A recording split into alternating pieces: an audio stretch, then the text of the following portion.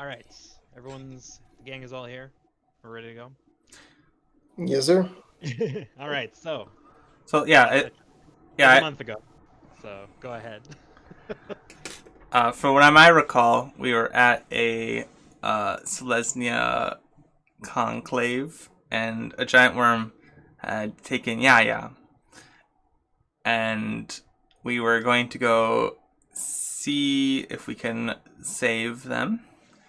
And Azalea was called away to So their not Zonat 7 and left us a message that we should meet them there once we deal with the worm. And the Selesnya Dryad said that we needed to go find out how to deal with the worm and make sure to find out where it's sick. And then we went into a bunch of tunnels. And because an elephant never forgets their way, and also because I wrote them down, I was able to quickly map, I guess, the area. And we then also found a warhammer. Is that correct? correct. From like a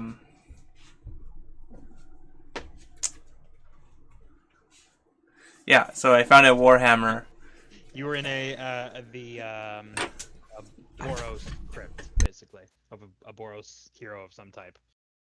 Yeah, and so we found some sort of weird crypt thing, but without the body. I can't remember the name of the cenotaph. I believe. Yeah, there we go. Correct. There's a cenotaph, and we looted the warhammer, and we found a worm, and I talked to it, and it was like leave, and there's someone there, and so we went and found that person that was controlling. Sure, I'll have one. Yeah. Thank you. And then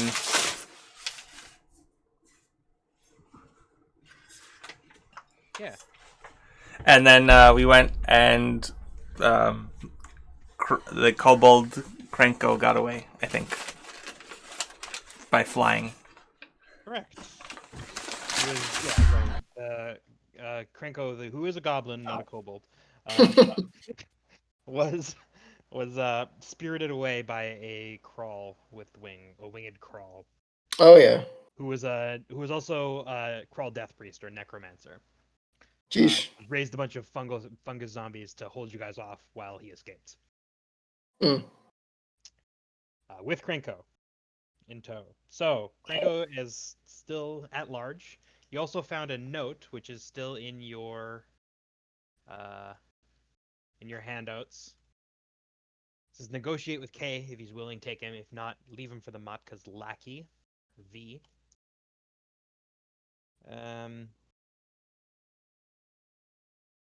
So you guys have been you were discussing that as well and what you might wanted to do. But yeah, so you've been summoned to Zamek, which is the Simic Guild Hall, and kind of like Right. center of operations in Zonot 7 by Azala. Azala, you'll remember this from the last time you played. Yes. Yes, that Yes, was I do recall. that was something that you were being asked to do. Yeah. But so I've decided, in the interests of plot cohesion, to kind of send you guys along that route. Cool. Mission accomplished. Exactly, mission accomplished. So this session, I'm not going to be giving you guys secret guild instructions because you guys are basically going to be in a meeting with guild representatives, and they're probably just going to say what they want out loud. So it'd be a little silly. You guys don't have any like political influence or power yet, so Right. it wouldn't make much sense for you guys to have secret objectives because you guys don't have any influence. You're mostly, but yeah. So other than that, I had a question. Yep. So last time we were like tasked by the Selesnya conclave to go down there, but in addition to that, I got secret instructions. I just pursued my secret instructions the entire time without caring about the original task. If I achieved that original task, would I also have gotten inspiration? You wouldn't get inspiration. But what you will get is like a good name with your guild. Who cares about that? I only want the secret stuff. Yeah, but no, seriously, like I'm keeping track of this behind the scenes. When you do things that you're asked to do by your guild, you get like your guild is happy with you. And I'm keeping track behind the scenes of you do what you do, and when you do things that your guild asks you to do, they're happy. And when they find out about you doing things that if they find out about you doing things that they don't want you to do, they will be sad, right? And if so I'm kind of it's not like a plus minus exactly. Like it's more like it's more like one is like influence, which is like when you do things that they want you to do, that goes up and you get more you get more influence and you get granted more privileges and all kinds of guild stuff, guild secrets. And when you do things that they don't really want you to do, that's kind of makes you like suspicious. So you're like the more suspicious you are, the less likely they are to give you secrets and do that sort of thing. So if you are going to do something your guild doesn't want you to do, make sure to hide it from them. And of course, other guilds will have opinions of your characters more broadly, because you guys are going to be a group, probably, uh, hopefully for a while. And so, in general, they'll have an opinion of your group, but not you as individuals, because that's too much work. Uh, but I do have like for individual characters and that are like maybe members of guilds, they might have opinions about you individually, right? But as the guilds as a whole will just have general opinions of your characters. So that's a long-winded way of saying, if you want your guild to be happy with you, you should try to accomplish their goals, not just your secret goal.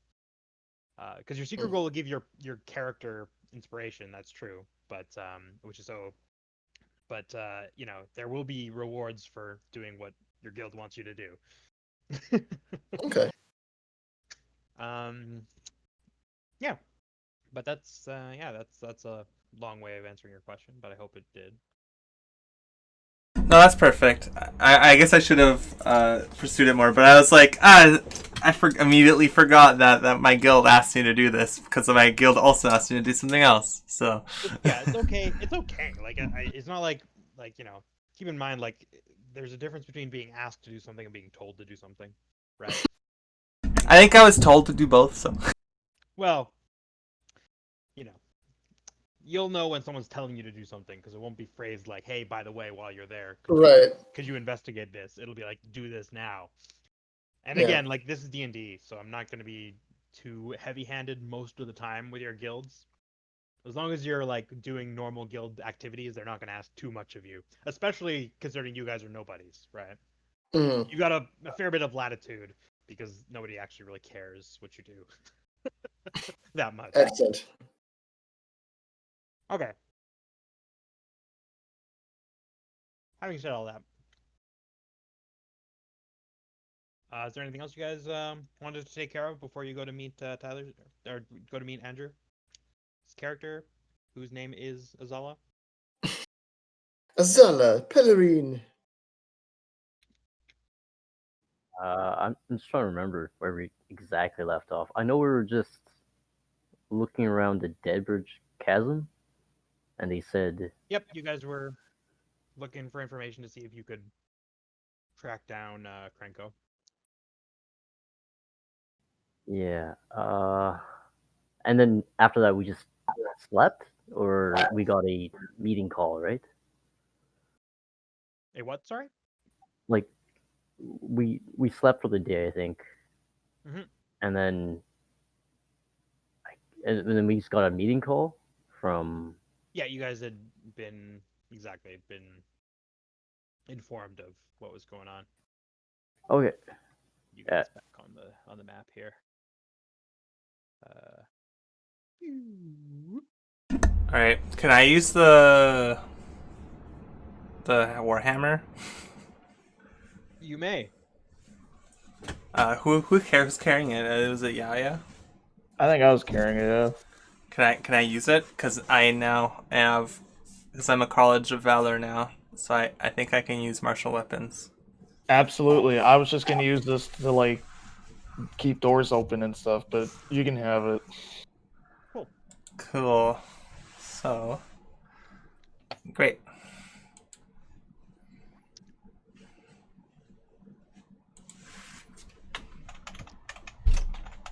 And we start heading over. Does Warhammer do 1d6 or 1d8? Hold on, let me check. It might be both.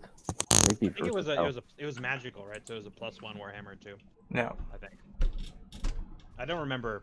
I wrote it down when I gave it to you guys, but I can't find that anymore. So For which one, sorry?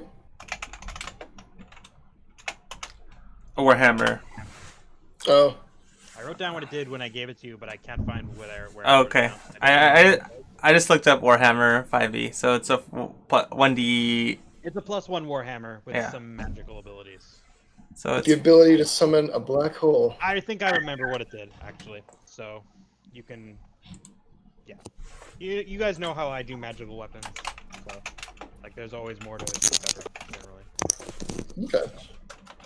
You can discover it by investigating it with ability checks if you want, or you can just use it and see what happens.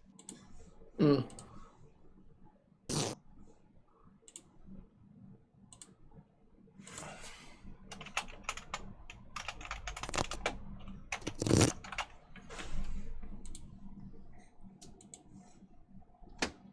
Although, yeah, okay, well, anyway, there. Yeah, that works. I'll fix it later. Don't worry. Magic Warhammer. Warhammer +1? Yeah, it's probably fine. Okay, Okay. cool. So, you guys make it to Precinct 5, and without too much trouble, you kind of basically just follow the canal that you've been near the whole time. That leads from Zonot 7 to Deadbridge Chasm. It's not like the busiest thoroughfare, but there's regular trade. Often, Simic scientists are interested in acquiring stuff. Yeah. The Golgari can only access. So, bit of a reputation for being like a bit weird, and it's not like a market per se, but there is a fair bit of shipping that goes back and forth. So Zamek is not underwater. Some of the Zonats are like mostly or entirely their structures are underwater because usually it's not a problem for members of the Simic to either have the magical ability to breathe breathe underwater or to just be merfolk or something like that. Mm-hmm. But Zamek, of course, is home, has a lot of underwater area, of course, but is frequently where groups from the outside are seen and kept. So they are often much more accommodating and much more above the ground. So yeah, this like southeastern edge here, you can see like this kind of building that sticks out here. That's Zamek.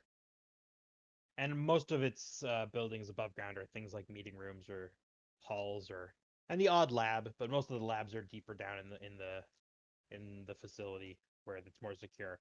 Up here is mostly areas of diplomacy, and also it's where the the speakers have their speakers chamber here. The speakers are the leaders of the Simic, and there's one for each zonot, and they convene in the speakers chamber fairly frequently, and so it's actually not rare to see Simic representatives from all over Ravnica.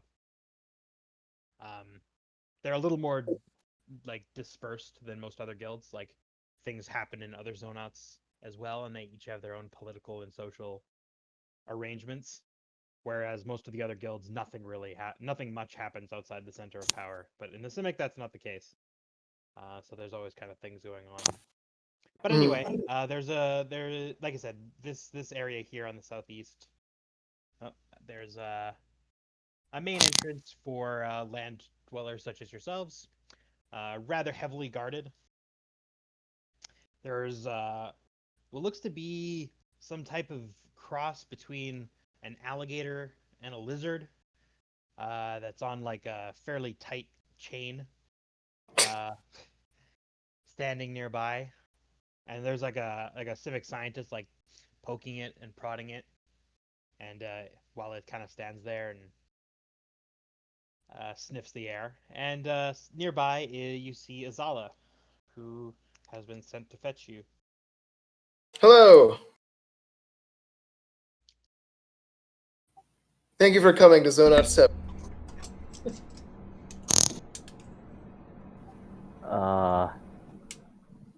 Nice Hey. place you have here. Thank you. I can't take all the credit. Oh, you could. We wouldn't know. Yes. All right, so the guards obviously have been told of your arrival, and so you have no trouble entering. Right when you enter the gate, there's a series. There's a large staircase made of stone. And it's all of the architecture here is very flowing, and there's lots of like interior water even here, even though you're above ground. Um, so the sides of the staircase have like little like waterfalls eddying down the sides, and as you ascend, um, you notice the Simic guild members going about their business. Up here, it's mostly, diplomats.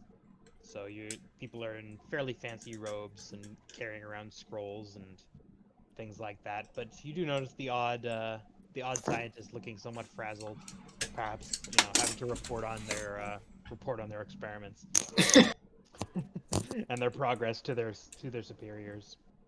And as you reach the top of the staircase, it opens up into a great kind of glass dome, um, and you can kind of like walk right up to the glass dome and look down, and you can see the speaker's chamber underneath. Speaker's chamber itself has a glass floor, and you can see all of the chairs where the each of the speakers are would sit when they are convened. And yeah, the center of this build, it's right above the center the uh, of the zona, so you can see the water far below, a few stories down. But yeah, through Simic bioengineering, they've managed to produce very strong structural glass that allows them to do fancy things like this. So probably you're all suitably impressed if you haven't seen this sort of thing before. Wait, how many speaker chairs are there? There's one for each zonot, and each zonot has a speaker. And Yeah. one of them, among them, they elect the prime speaker, who is like the head of the guild. Yeah. Currently, the prime speaker is a merfolk by the name of what's her name? Starts with a Z. Zagana. Yeah. She's actually So this isn't her home zonot. She's I think zonot 1. Yes. Yeah, she's from zonot 1, which is not in the 10th district. But Yeah. you asked how many there are in total. I believe No. I'm going into my memory here, but I think It's 9. is it 9? Okay. Yeah. Sorry, I'm looking at my notes. All right. Well, thank you. I knew there was it's like a high-ish number, but I don't remember exactly. So yeah, Yeah. there's 9 zonots. So there's 9 chairs down there, and one of them, none of them are like actually any more like ornate than the other. But you notice that like there's like a because there's 9 of them, like the main entrance is actually on the far side from you. And you can see right below you there's one chair that faces the main entrance, and none of the other 8 do. So that's kind of where the prime speaker sits, so they can address everyone else, and anyone else who enters sees them first. But the chairs, but anyway, nobody's in them right now. They're not meeting at the moment. And yeah, so Azala continues to lead you past this, around this little dome, and off to a side hallway, where a fairly large set of double doors she pushes open, And inside you see a variety of people. So there is kind of like a, I guess you could kind of call it like a I guess like a meeting, just a simple meeting room or boardroom, maybe. That to give you the right state of mind. Um, and representatives from most of the guilds are here. Mm. You notice that Golgari, there's a Golgari regiment. Obviously, the Simic are here. The Selesnya have presence. The Boros and Azorius are here. And that's everybody, actually. So I said most, but that seems like that's exactly 5, isn't it? So Yeah. exactly half of the guilds are here, have representatives here. Sorry, who's not present? Demir? The Demir, well, let me put it this way. Demir might be present, but they are not visibly present. That's fair. The Orzov are not here. The Gruul, the Rakdos, and the Izzet are not here. Okay. Okay. Okay, so for those of you who, so the kind of at the at the head of one of the tables, is Speaker Wojtek. So you'll all probably all will know him. I will type his name into the chat so you guys can write it down.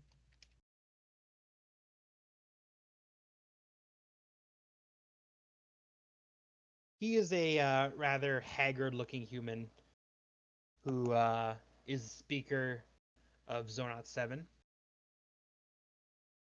And you would expect that, you know, being the speaker of like the biggest and closest uh, Zonot to the center of town would be, you know, a fairly prestigious position.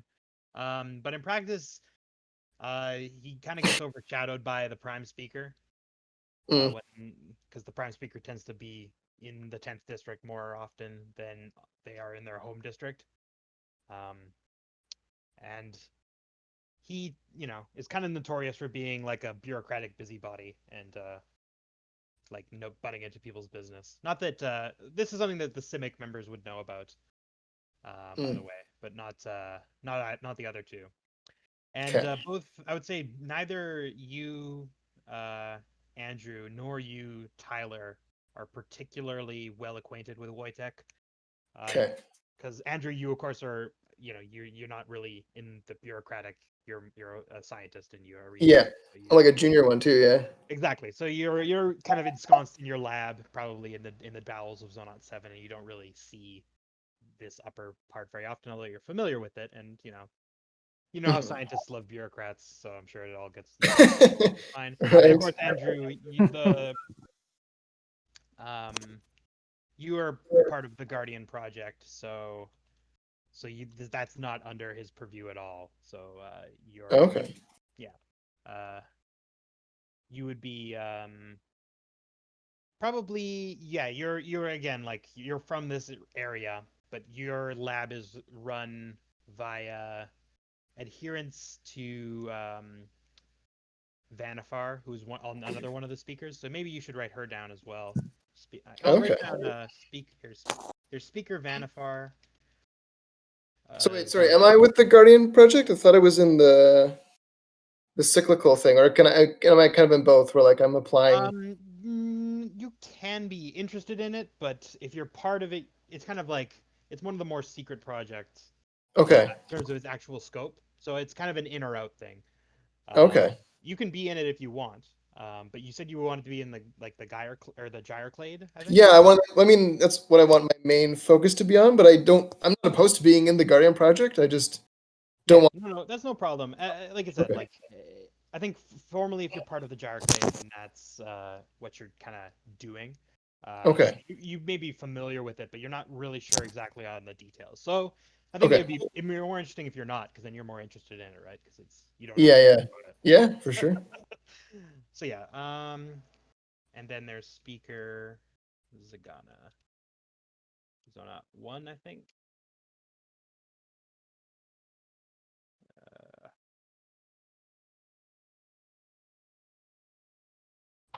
I think Yes, she is from Zone 1. So yeah, Prime Speaker Vomit. Speaker. She's kind of like the head Mm. in Zone 1. And Vanifar is kind of like the heads up the Guardian project and is responsible for most of what happens there. Um,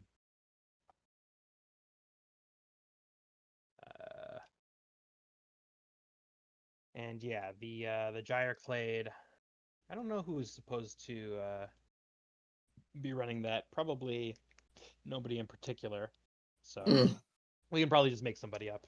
Sure, yeah, I hadn't looked into it Yeah, too much. I wasn't sure if it was. I just wanted to make sure I get the formal associations that are a little more established right. Right. But the Gyroclade is just they work with they're more like the wizards. They work on like experimenting with magical biomutations and all that sort of thing. But yeah. So so Zagana, she runs the Guardian project, or it's run through her auspices at the very least. Mhm. There's a bit of so Tyler, your character would know her specifically, and depending on how you feel about your current mutation, you're probably, I assume, on board with what the Guardian Project is up to. Hell yeah.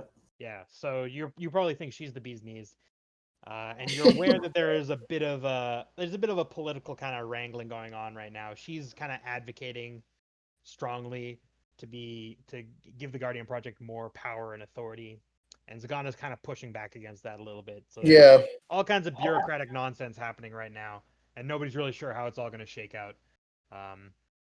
But it is again all a little bit above your heads. But this is the kind of stuff that's going on. If you choose to stick your nose in it, Yeah. that's your character's business. But I just wanted to let you guys know what's going on. So, all that being said, Wojtek's the one who's brought you all here today. Okay. He has his own representatives and flunkies, of course, on either side, and there are no speakers here other than him. But there are you do notice that there are representatives from most of the clades here. So there almost all of the research areas of Simic are here. And Sean, you are here. You notice that the Selesnya contingent is very familiar to you. In fact, one of them is your parent. Oh snap! I don't remember which one of your parents is. Yeah, it's your mother. My Your mom mother. Your mom's here. She is. She is with an elf representing it. Here's representing Selesnya, and she smiles at you as you enter. The Golgari contingent. Anna, you notice, is two members. One who's very high up in the Matka, or the kind of, for lack of a better word, the Church of the Golgari. Although that's not quite accurate. Uh, but they have a level of devotion and a type of practice and ritual that is akin to a religious ceremony. And also someone who's fairly high up in under Gerard's in Gerard's hierarchy. Both, of course, with Gerard, of course, is also like almost definitely was kind of owes a lot of his political power to the Matka, so that's not particularly surprising. He kind of him and the high priest kind of they aren't a dual act per se, but things get done with both of their consent. And so these are two elves here, two dark elves that are here, and probably you as well. You would be familiar with both of these elves as being fairly high up members of. Because I assumed you're an elf, so you're also kind of with the Matka, kind of implicitly. Yeah. Because that's how you get up into the guild as an elf. You kind of go through that route. Cool. Yep. So they're there, and it's possible that one or either of these of the people that you see here or the people who are like giving you instructions. Although they're kept, the exact nature of who's telling you to do what is kept secret. But these people have probably, in your case, you've had official directives from them, Steed, to do things probably in the past. So that's the kind of level of Okay. functionary we're talking about here. They have Public the ability to functionaries. tell you what to do. Yeah, so then there's a Boros garrison here as well, and the Azorius, and they're kind of like sitting across from each other, looking vaguely adversarial for some reason. And that's The it. two Boros people? The Boros and the Azorius are kind of sitting across from each other and looking vaguely adversarial for some reason. Oh, okay. You can't shake out not being a member yourself. So yeah, that's everyone who's here. And oh yeah, and you are not the last to arrive. There's an empty seat at the far side of the table from Speaker Wojtek, and it is conspicuously vacant. You guys are led into seats at kind of the far end of the table, next to where this blank seat is, at the far away from Wojtek and each of the delegations. So there's not much chance to speak with anybody because the Azorius and Boros are between you guys and your other guild members, Okay. and they look kind of intense. But if you guys want to do anything, if you want to, say anything or try and get anyone's attention, now's your chance. If not, I need to just wait and see why we're called here. yeah, okay. In that case, a few moments after you guys arrive, a somewhat frazzled-looking, uh, Vidalkins pulls open the door and bustles in. You recognize him immediately as Nash's man. Oh crap! Poor Nashus. Your assigned guild pact contact. Yeah. He bustles in with 2 pages at his heels, and then he realizes that there's not space for them, and he hastily dismisses them. And he sits down and slaps a stack of documentation on the table in front of him. Says, "I'm sorry for my lateness, Speaker Wojtek. It's been a busy day at the Guild Pact. We've had all kinds of trouble. There's been a Gruul raiding party causing havoc south of Precinct 1, and it's caused all kinds of permitting problems between the guilds. And anyway, please convene. Sorry for my lateness." So Wojtek was kind of like slouched in his chair, looking like hard done by and vaguely angry.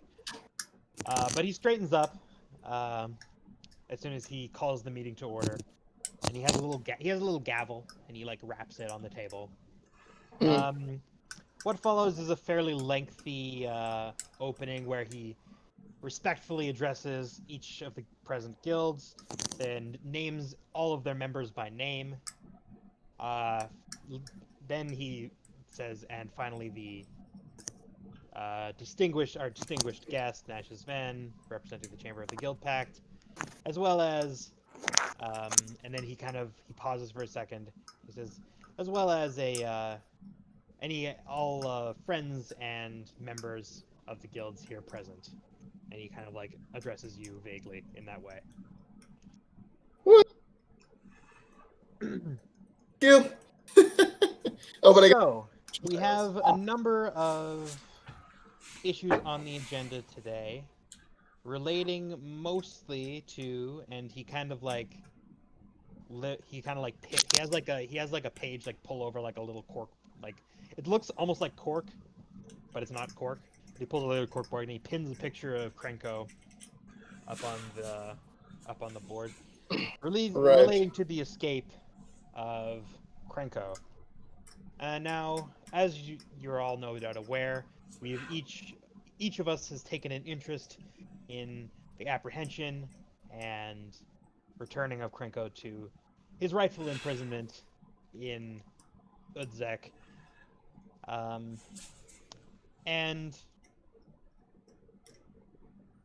we have, of course, run into some difficulty in attaining this goal. And I think maybe we could I could best yield the floor at this time to Nash's Ben, who has more to say on this matter.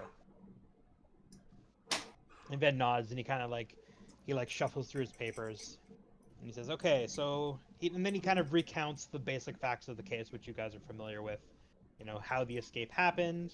He was in a Boros. He's being transmitted? No, it's not a word. Transported? Transported. Thank you. Transported from Sawtooth Prison by a Boros, and was meant to be dropped off at a secure checkpoint near New Prov, where the Azorius would take over and bring him to Udzek. However, he never made it to that checkpoint, as you guys are aware. There was some type of sabotage. The Mhm. the prison cart that he was being carried in was obscured by blue smoke, or well, not blue, but dark smoke, Mhm. and he was disappeared from the inside of a locked carriage. So, obviously, this led to a manhunt, and each of the guilds sent some representatives to Nash's, and he kind of gestures at you guys. However, they followed all leads, and we were um, able to locate Krenko in a warehouse in Precinct 6, and we're able to Yeah. apprehend him. However, while he was being transported from that warehouse Again. in a stopover in Selesnya territory, um, he once again disappeared without a trace. Um, and we have some evidence that a member of the Golgari may have been implicated in his disappearance. And the Mhm. Golgari kind of make some uncomfortable noises, but don't interrupt Ven from speaking. And he says, "Of course, it is in the very strong interest of the Guild Pact that this situation be resolved as quickly as possible. And that's why we brought y'all here today to kind of report on the situation."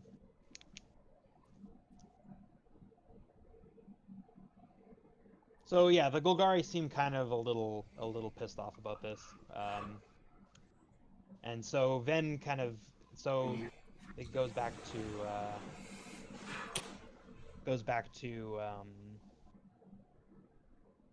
Wojtek, and he says, "All right, so,"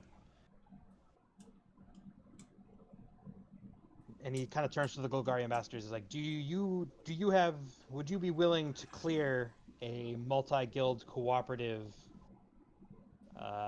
to enter Golgari territory and hunt down Krenko?" And all of the other guilds are kind of looking over the Golgari, and they kind of are like, "We will take it under consideration." Oh wow. Okay. You understand, of course, that the situation is more delicate than it at first appears, and we are not eager for the oversight of other guilds. Believe us, we have plenty of our own agents willing to and able to track down Krenko at this time. Oh my god, what a joke. Shut up, Azalea. And This is a joke. and then the Azorius actually has been itching. You can tell has been itching to say something for a very long time, but has so far remained silent. But at this point, they can't help themselves and kind of point out, is like, "Are we following correct procedure here?" I just this meeting. I was assuming that points of order would be addressed to each guild in in accordance with the rules of standard, blah blah blah. And he names like a bunch of procedures for holding Oh meetings my between god. interguild functionaries, and he cites precedent that normally whenever a potential thing was opened, that each guild would have the chance to comment, and at some point Wojtek like kind of just gently raps the table with his gavel and says, "We yield the floor to the Azorius." And Okay. the Azorius says, "Thank you for your strict adherence to proper procedure." Speaking of Oh my god. while of course we share the eagerness of all of these members to apprehend this notorious criminal, we cannot help but wonder how it was that he managed to escape Boros custody in the first place. And the fact that this has not been a focus of the investigation thus far is, frankly, um, some concern to the Azorius. We are Mm. clearly there's been some element of suspicion in the convoy, and the Boros kind of like stands up. He's like, "Are you saying that we aren't trustworthy?" And the Azorius, he kind of like smirks because he knows he got him, and he's like, Mhm. "Of course not. Nevertheless, it has not yet been explained to our satisfaction why he was able to escape in the first place. A mysterious cloud of smoke," and he kind of like looks over it then suspiciously, "is not sufficient explanation for why one of the most wanted criminals in Ravnica, convicted of murder and of countless crimes besides, was able to escape your custody."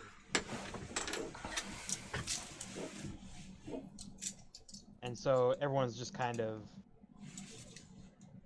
there's like a peak of tension here, and excuse me. Eventually, Ven kind of like tries to like shake. He kind of like is like stands up between the two functionaries who are kind of like glaring daggers at each other. He says, "Look, of course that will be a subject of investigation, um, but I must assure you that the Krenko has likely obtained a large number of is it weaponry and is very likely to use it in a way that would be destructive to both of your interests. So at this time, I understand there will be an investigation, of course, after after all is done, but as for right now, the apprehension of Krenko must be our primary concern." Mm. And the Golgari are kind of like, "Wow, no, we can find him ourselves. It's ridiculous." And there's kind of like some hubbub. Oh my god. And finally, um, the hubbub kind of like slowly quiets down on its own, which is weird because normally when everyone starts talking in a room, it just gets louder and louder. But it's getting quieter and quieter, and you realize that the Selesnian elf has risen to speak and is simply waiting for everyone else to quiet down um, before she addresses the room. Hmm. She says, "Of course, we share in this desire as well to apprehend him. However, something else is troubling us, which is, as far as we can tell, not related to this current crisis. However, nevertheless, we feel it at this time, given that this is the last time that we are going to be meeting like this, it would be, well, this is a convenient time to bring this up. Um, there has been a number of reports, concerning ones, of areas of the city being terribly poisoned. And I'm sure all of you are aware of this." And she kind of like looks over to the Golgari and the Simic representatives specifically, who are all kind of nodding along with this because they've both noticed it as well. Mm. And now, As you are well aware, our guilds have their differences, but I do believe we can all speak as one when we say we are the most concerned for the natural world on Ravnica and keeping it in balance. And I know that this poisoning has affected each of our guilds to a large degree. And then, so they're all kind of like, yeah, that's true. And everyone's kind of like murmurs their approval. However, and we have also noticed that there's been some correlation between this poisoning and gruel raiding activity. In fact, most of these areas were subject to fairly recent gruel raids, and we are wondering if one or more of the clans doesn't have some nefarious plan. And so he kind of nods. And so Wojtek is like, thank you for everyone for naming your concerns. And he says, okay, so the way I see it, we have a number of problems here. Obviously, there's the issue of how Krenko escaped.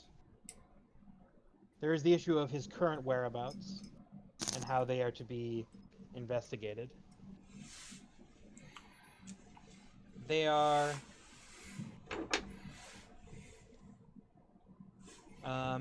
there is this poisoning issue. There's the issue, and yeah, that's sorry, that's all I got. Sorry, I was yeah. So these are all our main concerns. We have a group here who has been involved with this from the beginning, and I think as a result, given their diverse guild makeup, I think we can all agree that, at the very least, leaving it for them to decide what the best course of action would be. Obviously, none of us, we will all be, providing them with the information we need, but yeah, given that you guys have already been called to apprehend Krenko, they're going to leave it to you. So, if you would be so kind, you can adjourn to another room while we make some further discussions, and you guys can talk about what you guys want to do, not in front of everybody. That's a lot of responsibility they're giving us, but sure, I definitely don't mind doing that. Yeah, so basically, there's a few threads that were mentioned, obviously, and I'll kind of go over them for you. So, first things first, Krenko has escaped, and the Authorius are really curious as to how actually he managed to escape. Right. The Boros and Nash's Ven are pretty eager, for some reason or another, to not investigate that. They don't seem to treat it very seriously and are not all that interested in figuring out what's happening there. That's because from their perspective, they're more worried about Krenko's current whereabouts. Both Ven and the Boros are very strongly favoring actively pursuing him. Right. However, the Golgari are kind of resistant to that because it seems as though a member of the Golgari was responsible for Krenko's escape, or at the very least someone affiliated with them, or a person of interest to them. Right. And the Selesnya have made note of this and are thinking that Krenko's and keep in mind Krenko has also got a bunch of stolen Izzet tech. And in fact, it's from what was said during the meeting, it's not it wasn't apparent to you, but it's not just what you guys managed to discover coming from Phalish. In fact, given the information that was presented during the meeting, it seems like there's lots of Izzet tech being leaked for some reason. To various gangs around the city, and nobody's quite sure why, and the Izzet aren't saying anything about it. So that's another concerning thing. And of course, there's the current state of Gruul raiding, which seems to be causing some sort of poisoning of the ground afterwards. In fact, after Gruul raids, the ground has been poisoned in a variety of regions. And in fact, the location nearest to Precinct 6, where you guys were, where the ground poisoning was, as a matter of fact, there was a Gruul riot that had passed through that area, that emerged from the southwest of Precinct 10 and kind of rampaged around Midori Park for a while before entering that area, before retreating. And this was a couple weeks back. They weren't particularly destructive. They just torched a few buildings. They knocked down 1 or 2 blocks, which is fairly small as Gruul raids go. But and it was in Midori Park, so people aren't generally too concerned about what happens over there. It's pretty dangerous at the best of times. Okay.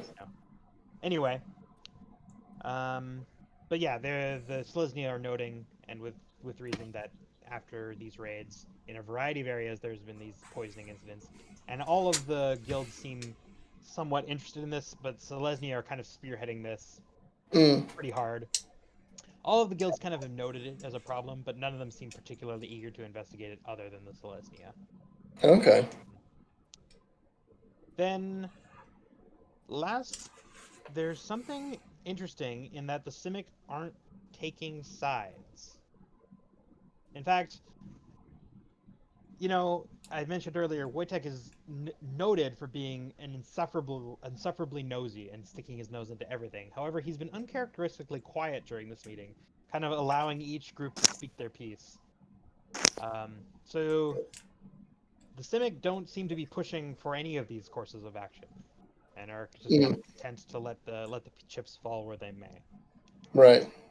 So that's kind of everything that you guys kind of noticed collectively. So no, obviously, like you guys can.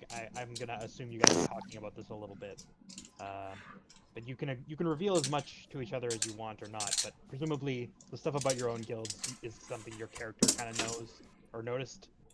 But most of it's pretty obvious. Okay. Most of what I just said now is stuff that all of you would have picked up. If you Yeah. want to look into more stuff that your character specifically would know, then you can do that, or your character would specifically try to be listening for.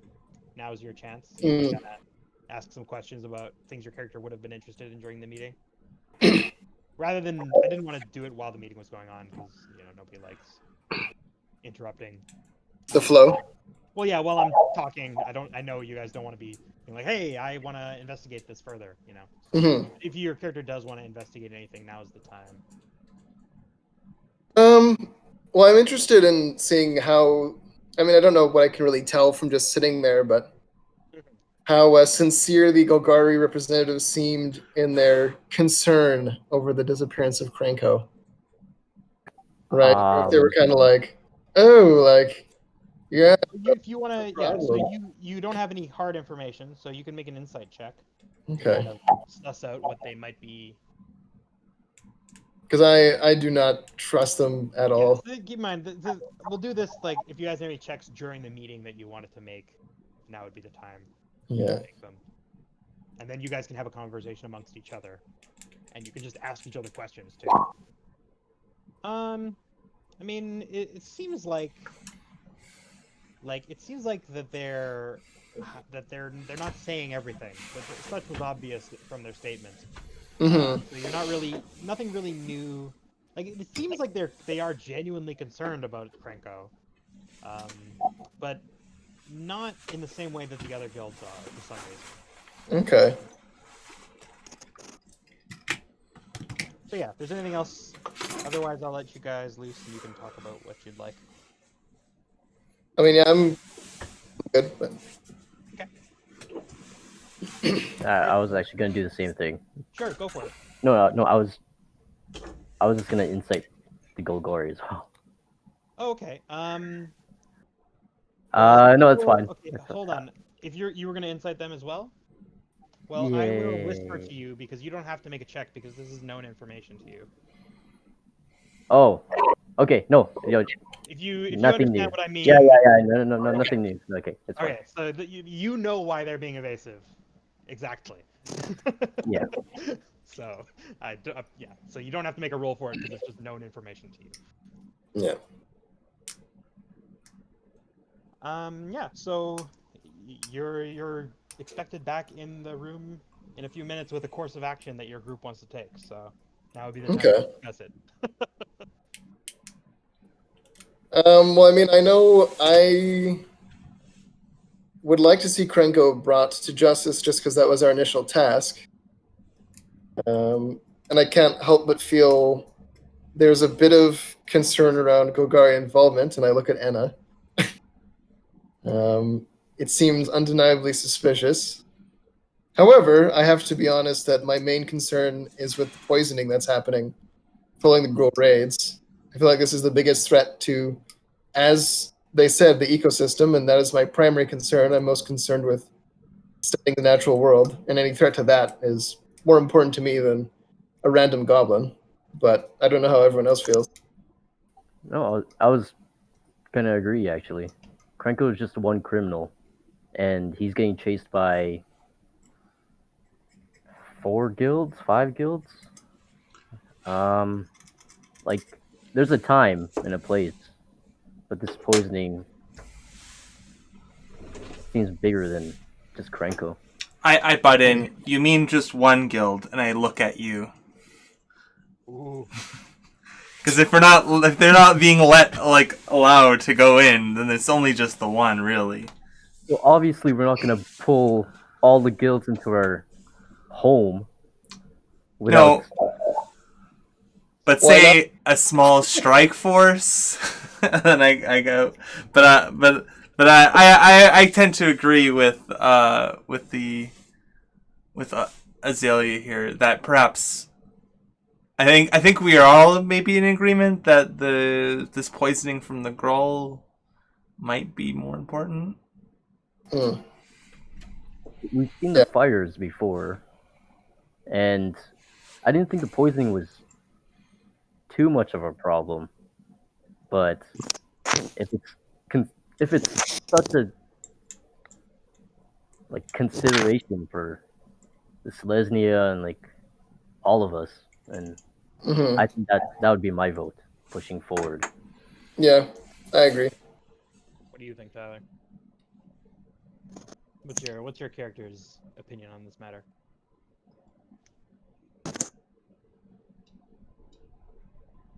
You there yet? I am right here. Okay. Yeah, I don't mind going after Krenko. That's cool. What about the That was poisoner? what we all voted. Everyone wants to go after the poisoner. Yeah. What if they're the same person? Well, that's a happy coincidence, but I mean, I don't know. Yeah, yeah, I'm down with that. Sure. All right. So, well, if you guys seem like you're all in agreement, or at the very least, seem like you're all in agreement, so that's perfectly Yeah. fine for me. So yeah. So you guys head back in, and go ahead. They're waiting. They're waiting to hear you speak.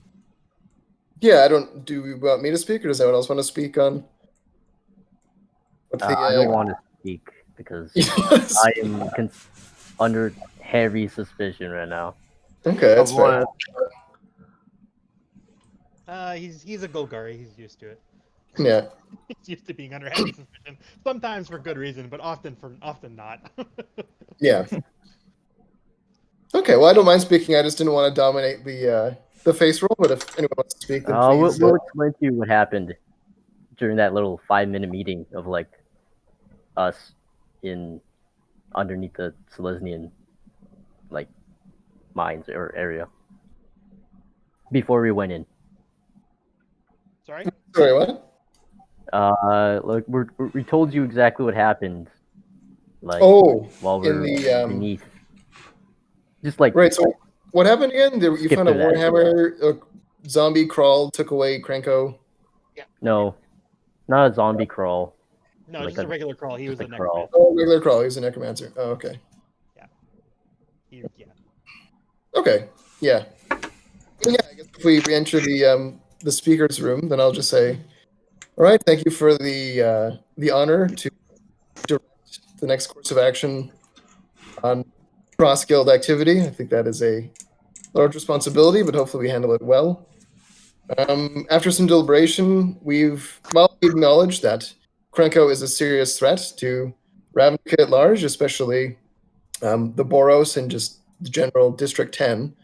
And we do agree with the Azorius that there is value in uncovering how his initial escape happened. We think the most important matter to attend to, especially between the Simic, the Selesnya, and the Golgari, is to address this notion of poisoning that is happening from ghoul raids. I think it affects what we all hold dearly, which is the natural world in some regard. With that in mind, I think while we should not abandon the investigation for Krenko, clearly, resources should perhaps now be more focused on the poisoning as first priority. And yeah.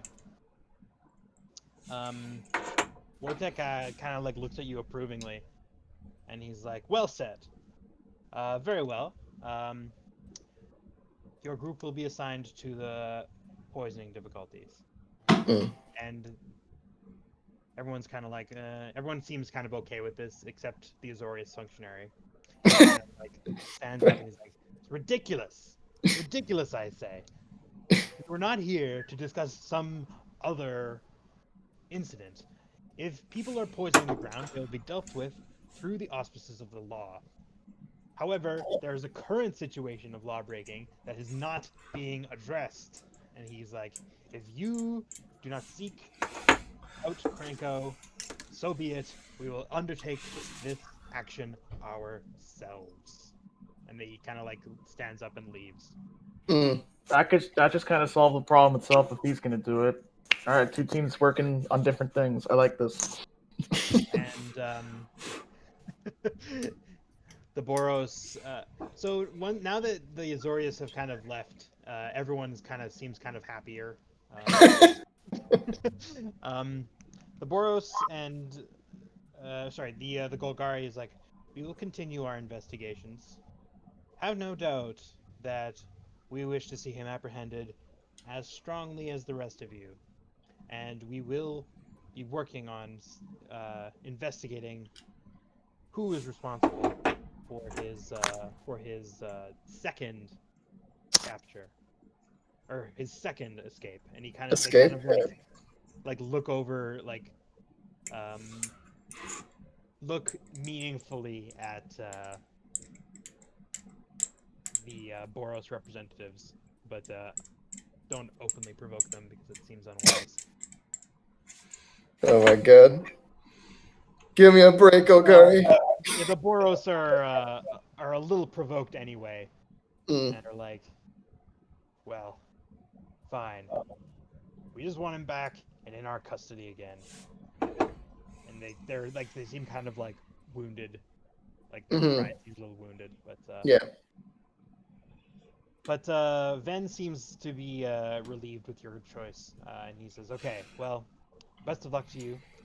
I suppose you won't be seeing me very often anymore, but we thank you for your services to all 10 guilds." Mm. And him and the Boros and the Golgari leave after that. Like they don't have any, Okay. they're not gonna be leaving you guys on this. So they have nothing Mm. really else to say. And yeah, so now it's just the Selesnya and it's the speaker Wojtek and his group, and so he says, "Okay, well, and if that's the case, you guys will have, of course, full use of our of a facility here should you need it." He says, "Although I do believe that the area that the Selesnya will have you investigate first is somewhat closer to Precinct 3. Is that correct?" And they kind of nod. And he says, "Yes, well, very well. Nevertheless, you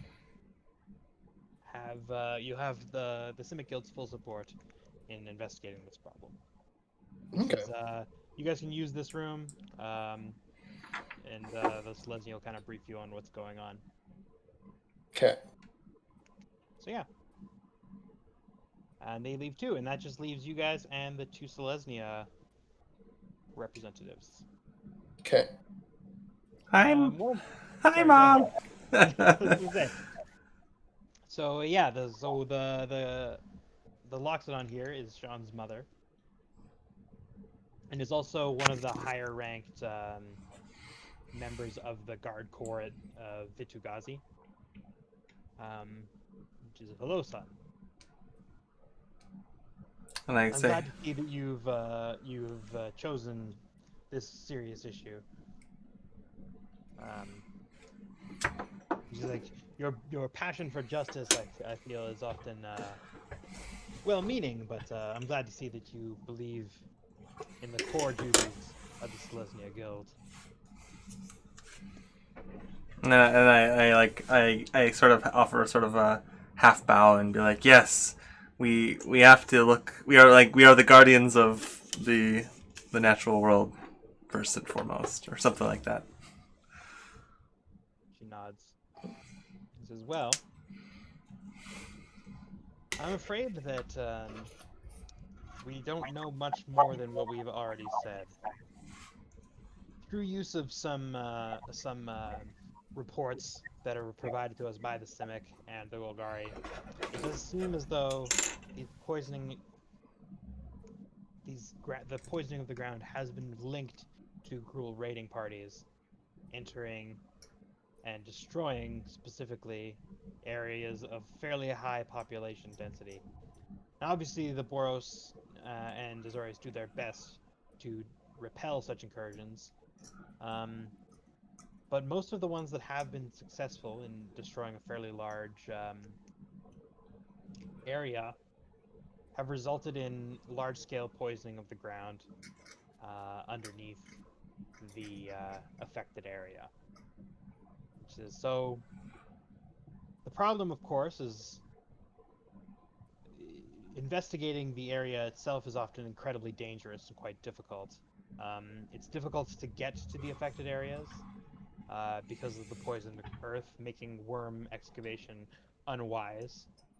Um, and of course, the areas that have been destroyed are often temporarily occupied by bands of Gruul raiders, which are quite dangerous for other reasons. Mm. So we haven't been able, and of course the Gruul have been completely unresponsive to any um, overtures we've made in their direction to explain what's happening. Not surprising. She nods at your comment. She's like, "Yes, sadly. Although we do wish to parley with them when possible, it doesn't always seem that that is a helpful uh, avenue at this time." Indeed. So, let me go into my files here. Hold on a second. Right, here we go. All right, so as you are no doubt aware, the first district has been home to a large amount of Gruul raiding, and in fact, almost the entirety of the fourth precinct of the first district was destroyed a few years back.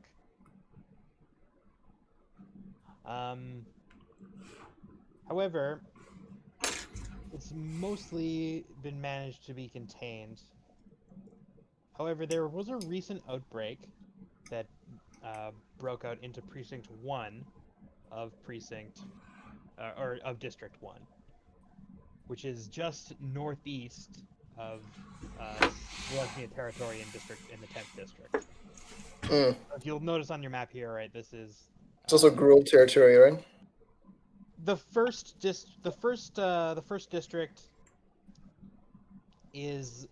has a larger Gruul presence than any of the other districts. So Precinct 3 and Precinct 4 are mostly Gruul. Precinct 2 also has a large Gruul present. It's called the Axebane Forest. Uh, and it's called that because of the huge beasts that live there. So it's really difficult to like chop things down. And then there's Precinct 1, and Precinct 1 is just northeast of Selesnya territory. And it's actually one of the only areas of the first district that is generally still built up. Um, and it has a very large Boros presence, and the Selesnya are of course very interested in it as well. Okay. There are a number of like important things that are in like the first district is kind of like a sore spot for Ravnica, uh, because the Gruul have kind of like torn down like 3/4 of it. Okay. But so what's left, they kind of are split between pretending it doesn't exist because it's embarrassing and fiercely defending it from further Gruul incursions. Okay. So, however, in a recent raid, a large Gruul war party um, captured 30 whole blocks and completely destroyed them, including several large uh, infrastructure infrastructure projects. Like there was some Azorius law courts that were still in the area, and a Orzhov cathedral was felled, um, among other things. And the incursion is getting very close to some sites of some regional significance as well. One of the original meeting places of the 10 guilds, not the original, because the original is in the 10th district, but one of the places that they would often meet was called the Guild Mages Forum, and it's like for lack of a better term, it's kind of like a neutral ground between all the guilds, but it's more symbolic these days. But it's still quite important to all the guilds, and the Gruul raid has gotten quite very close to it. Hmm. Um,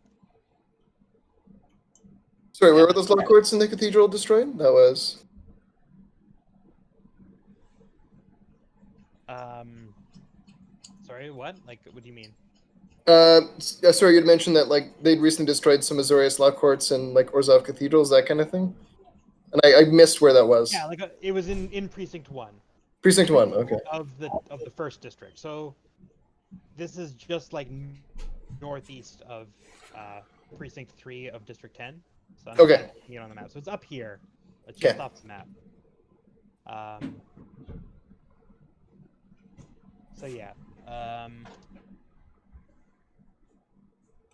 so yeah, it's um,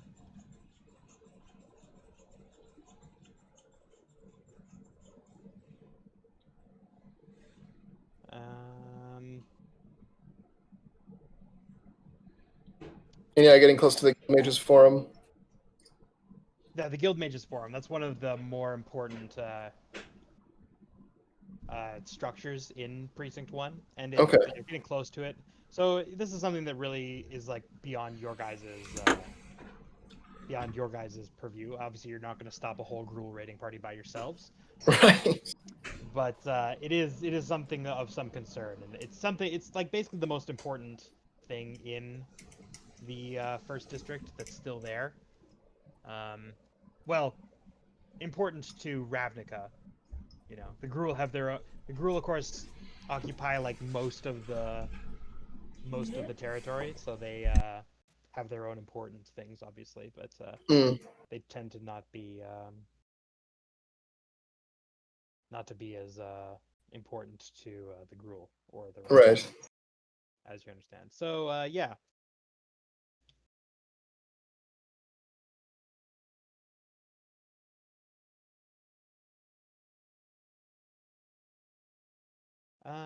Yeah, that's about it. So that's the most recent grading activity. So they're suggesting that you kind of head to that area and investigate. Now there is still a Gruul raiding party active in the area, so it'll be important for you to be somewhat clandestine. Okay. Um, but yeah, so being able to investigate there and figure out what's going on and see if you guys can sort out if the gruel rating is related to the poisoning and why. So they're gonna give you some equipment. They're giving you some magical. Basically, they look kind of like tent pegs. They're about the size and weight of a torch, and they're basically you can take soil samples with them. So you just kind of gotta hammer one into the ground with like something heavy, and then yank it back out, and it'll bring up a sample of soil. Oh, neat. Um, so yeah, so you can analyze it yourself if it's kind of like pseudo magical. So you can with a little incantation, you can uh, test the dirt in that cylinder, but Uh, each of them is a one-time use. Um, okay, wow. but if you bring them back to like a safe spot, then you can reuse them. Obviously, you don't because they can analyze the dirt itself without using that. Um, but yeah, so they give you like a set of spikes, and they're like also you'll need to find a way to like infiltrate Gruul territory without being immediately killed. Right.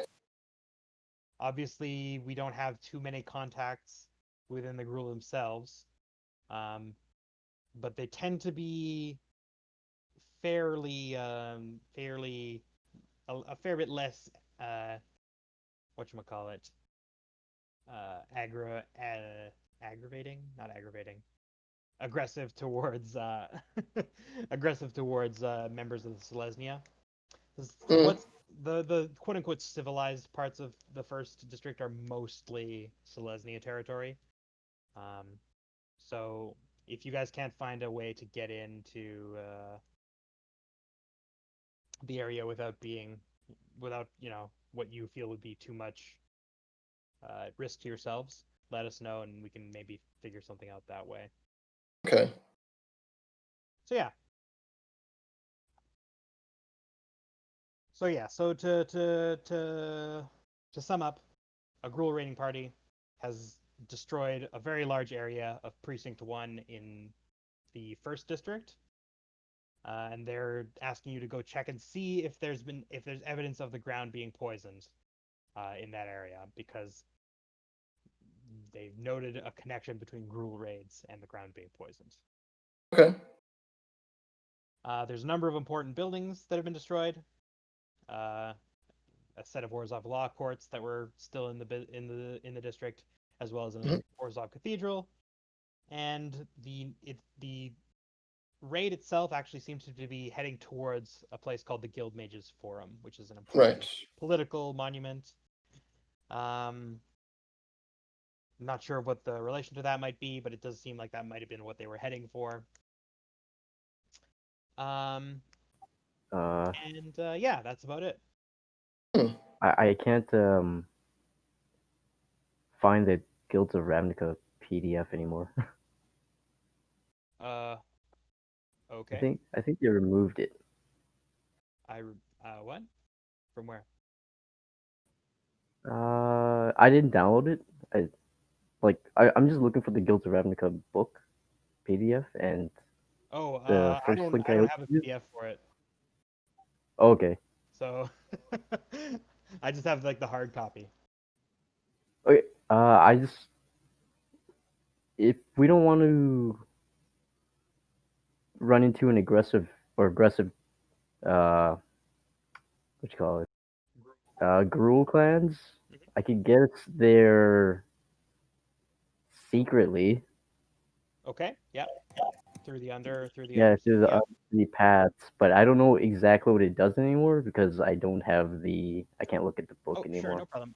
Is it not on your character sheet somewhere? It is, but I forgot to break down the full thing. You can I'm just pretty sure I could just use like travel. if you go to your character sheet, Steed, just click on Undercity Paths, and it'll expand it. Oh, okay, Yeah. okay, okay. Thank you. So yeah. Yeah. If we want to just do that instead, meet any people who want to kill us, or just do this secretly, Yeah. that's an option. That is good. I was also hoping to maybe research the Gruul a bit before we went in, just so I would be, because I know myself as a person, I'm somewhat familiar with the clans, but I don't know how familiar my character is with the Gruul clans and some of like just maybe their history and their nature. So if I could get a bit more understanding of what they are, then if we ever had to like disguise ourselves or even like somehow diplomatize, we'd have some level of knowledge of what we're doing. Sure. So what are you interested in finding out? Mostly, sort of like their culture, like the different clans, sort of what the political situation is to some extent. Like if there's some clans that are fighting each other already, like our clan is dominant in that area, and then basically how I might blend in, because that's kind of my main strategy here. Is if I need to sort of disguise myself as a Gruul, how can I do it most effectively? Right, no problem. Yeah. Okay. So I'm gonna go ahead and make a check. I guess intelligence, probably investigation. I guess. What else would work? Yeah, I guess that would be best, or maybe yeah, See, like there's history. intelligence investigation, because you're gonna be going into a lot, and I'll give you actually you get it. I'll give you advantage on it because of your special ability, right? That you kind of know where to find information. Right, researcher. Yeah, Yeah, researcher. So yeah, you can have advantage on this check, and I'll tell you a bunch of stuff about the Gruul that you're able to dig up. that's So cool. we'll assume you go to like some Simic research facilities on, or unless you had a specific place you wanted to look Oh, for information. I don't know. no, probably just where's the library? There's a library. Yeah, no problem. The Ismary Library. Yeah, the Ismary Library is a neutral library, but it is a great place for information in general. Yeah. So there's no problem with you going there. It's open to all. Well, I go to the Ismary Library and Okay, obviously I just really information on the look. Gruul is somewhat hard to come by. Yeah. You are aware that there are like dozens and dozens of clans, obviously, Okay. um, but there are like 7 clans that are like bigger than all the rest. I'm not gonna go Okay. through them all because Mhm. they're not all important. But there is a basically the clan that is most often mentioned with being associated with the region, and the most militant about raiding um, the remaining parts of District 1 is Mm. the Gore clan. Okay. So I will. Like WAR or No, the Gore clan. Gore clan. Yes. Okay. GHOR. So the Gore clan is is generally one of the more aggressive of the guilds or of the clans. They're not the Okay. largest, but they are arguably one of the more militant, and they really get their kicks on destroying stuff. Okay. It's more to a greater degree than the other Gruul, who will often just retreat to their own territory for months or years at a time Mm. to do their own things. The Gore clan are almost always up to something, Hmm. and most of the time it's them who are bold enough to raid more populated districts. Okay. Them or the Bullrack clan, but the Bullrack clan are more brave because they're like entirely made of ogres and giants and things, so they're a Okay. little more of a force of nature than a real clan in that sense. Okay. So yeah, so you kind of read up on the Gore clan, and they have specific clan markings that they tend to have, and you Okay. learn about their leader, who is Rurik Thar, or more accurately, Rurik and Thar. Rurik and Thar are a two-headed Etin, Okay. so you can look them up in like the monster manual or whatever. Okay. But Awesome. yeah, um, so yeah, and this would so this there's obviously no first-hand information in the library about this Mhm. particular raid, but this does match with the Gore clan's MO and Okay.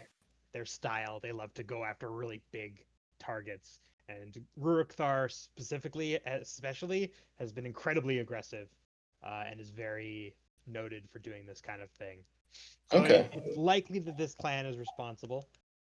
Okay. Um, as for that, other than that, they're one of, like I said, they're not just adversarial with Ravnica. They also tend to be fairly adversarial with the other clans. They're a little Okay. more willing to do inter-clan conflict. And Okay. the largest clan, the Burning Tree clan, which is led by a Cyclops called Borborigmos. I will put him down as well.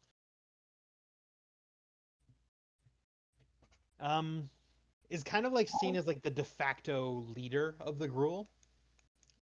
So Okay. Borborignos is more willing than most of the clan leaders to actually like talk with other members of the guilds. Okay. And yeah, the Burning Tree is the largest and the most populous. Hmm. And because of their kind of like they're a little less, they're a little tend to be not less aggressive per se, but not as ferocious. Like they'll knock down city blocks as well, but usually they won't go after like big, scary, like high value targets. They tend to Mm. just, you know, raid things that are kind of run down or on the way to being abandoned anyway. Mm. Um, Hmm. which some would say is just smarter, but Rurikthar would say is cowardice. So Fair enough. so yeah, so those are the two main, and yeah, like I said, the Burning Tree is also like they are the biggest by far, and they're also frequent. They also have a lot of territory. Both they're one of the only groups that has a pretty constant presence in the 10th district in Precinct 4 in the Mm. Red Wastes. Most of the clan members you'll see there are part of the Burning Tree clan. But Okay. again, the first district is also a lot of Burning Tree members. And there are other clans, but those are the two main ones that are, going to be active in the region, so to speak. Yeah. And from what you are able to ascertain, it seems like this is very likely a Gore clan attack. Okay. Okay. Cool. Good to know. Mhm. Thank you. Yeah, no problem. Anything else you guys want to do?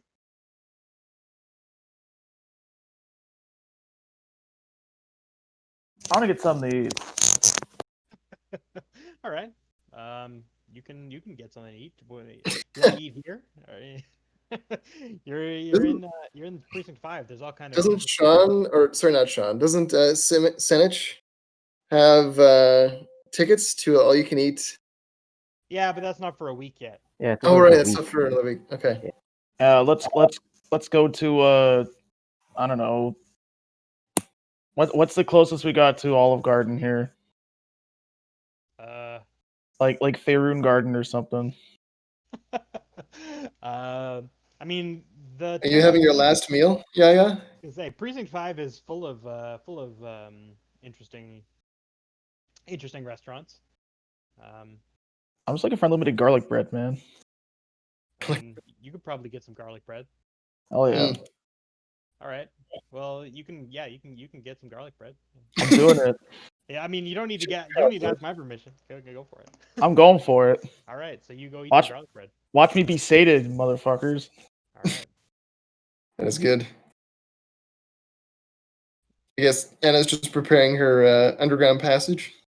Yeah. When you guys are ready to go, she can take you via the underground. I'm gonna take us to, I guess, the destroyed area. There's Sure. no reason to go anywhere else. Can I guess yeah. There's no way that Senich can somehow give us like an entourage of forest spirits or something, is there? Me? What? Yeah. What? Wait. Can you talk to like the Selesnya conclave? Because they have a presence in the area. They can't give us like some kind of retinue, can they? So we don't die. No, but we probably could have like a place to go hide out if something goes wrong. Okay. Aren't you supposed to be secret about this too? Carrying like 6 other people with us. What? I'm just thinking like we're just gonna die. But yeah, What? I guess we'll see. We're only going there to collect soil samples. Yo, the Gruul don't care. They're just gonna see us. Nothing And they're gonna crazy. push us. Yeah, that's why we're supposed to be sneaky. Like, Yeah, but what we're not happens if going there we to get fight. caught? I know. We run. I'm just saying. It'd be nice to have some people between us and the Gruul. That's why you got us. I mean, I guess. If those Gruul decide to be cruel, they will make themselves a fool. Okay, I guess you can always count on Yaya to throw his limbs at people. I'm Yaya. Thank you, yeah. All right. I'm still Yaya. Yeah. Okay, I guess Yaya can be our protection. Okay. I think I'm ready to go. I don't think there's much that I want to prepare. I guess actually maybe the only thing I would want to do is maybe take Anna off to the side and then ask or just tell them that if Krenko gets like captured, to let the Selesnya know before they, bring over them to the Bravos or whatever. The Boros, yeah. The Boros. Wait, why? Well, you see, like, the whole them being suspicious. It's suspicious, isn't it? Yeah, like the Boros? Yeah. Yeah. The Boro? Yeah. Something's up there. I feel like those guys just want to show something, so they're not like convicted of any. They just want to say that they're not guilty. That's a feeling I got from those guys. Yeah, the feeling I got is they're suspicious. You see, everyone is suspicious. No, I don't. I trust you implicitly. You shouldn't do that. You shouldn't do that. What? You shouldn't trust me implicitly. It's a very Glugari thing to say.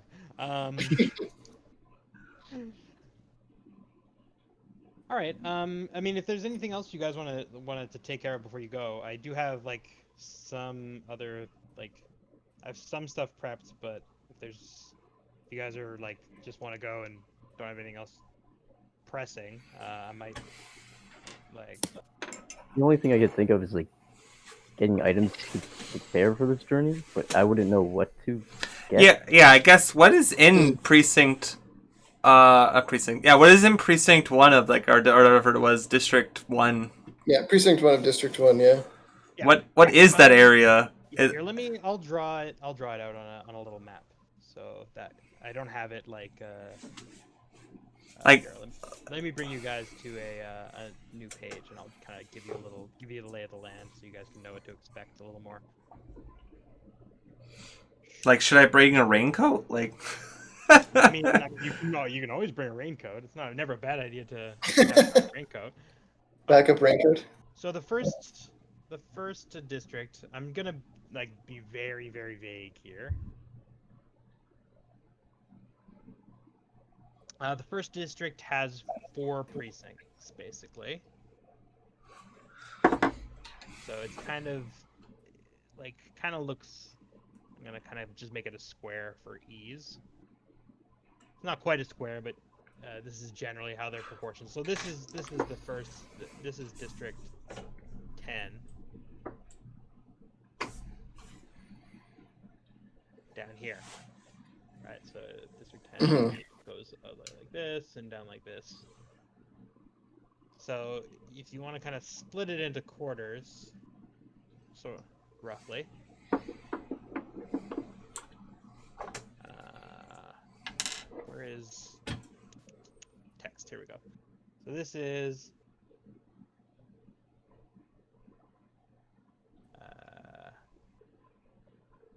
precinct 4.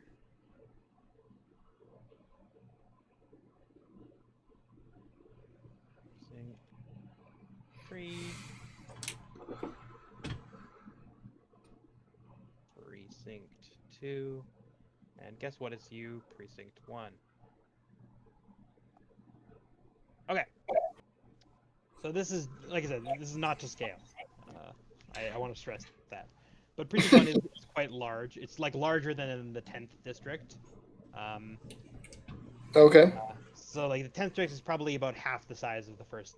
And most of the like districts 1 through 9 are much larger than the 10th because the 10th is kind of like at the center of all the other districts. Oh yeah. And it's kind of like downtown, but more like way more people live in the 10th district than like almost all the other districts combined. But it's like not, it's much smaller. So and yeah, so precinct 1 in the bottom right there, that's like the most built up area. So there is still like city-like structures, right? All the guilds generally will have a presence in precinct 1, but it's very heavily Boros aligned, especially in like the south and the east. Sorry, that And was which one? precinct 1. So Precinct the one. one that you got, the place that you guys will be heading, Okay. down here in the bottom right. So it's Boros territory. Hold on, let me actually, I will also draw one other thing that'll be useful for you to know, and that is the Transguild Promenade. Oh wait, no, yeah, because the Transguild Promenade, which is it goes through all of the which you guys are like aware of, goes right through the middle of town and heads Mm. north. It kind of like heads east out of precinct 4 of district 10, and it kind of just goes like from there it goes like and then it goes and then goes back out that way. So it kind of crosses like right through Gruul territory, which is precinct 4 in is like almost entirely Gruul territory. There are some like Selesnya groups in the like the northeastern part of precinct 4, but other than that it's mostly all Gruul turf. And then precinct 3 is kind of mostly Gruul, but also there's a lot of Selesnya presence there as well. Um, there's a fairly major road that crosses precinct 1 and heads down. Where are you guys? Here you are. So there's a road that goes down this way, and another major road that goes up this way into precinct 3. Um, so this is called this. So this is the Transguild Promenade that goes like from here and then goes up back out this way. This is like a highly armed corridor that goes right through Gruul turf and is constantly being marched on by Boros troops. And so a lot of those people live in precinct 1. And then precinct 3 is kind of like a little more calmer and kind of split between the Selesnya who live on the southern and eastern sides, and the Gruul who live on the northern and western sides, right? So, Mm. and then precinct 2 is also mainly Selesnya territory, although again it's a little more built up, and there's more of the other guilds as well. But again, this is generally this district is mostly Selesnya, Gruul, and Boros, although all of the groups have a presence here. And the incident in question, I will use a different color for this, is right about like here. So a fair, I'm just, not to scale again, but a fairly large Gruul raiding party has crossed over from Precinct 4 into Precinct 1. And this area was quite built up, and so it was unexpected. And let me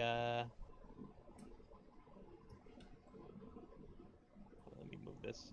And what I mentioned, the Guild Mages Forum is right about, well, I mean, obviously it's nearby, so I'll just put it right here.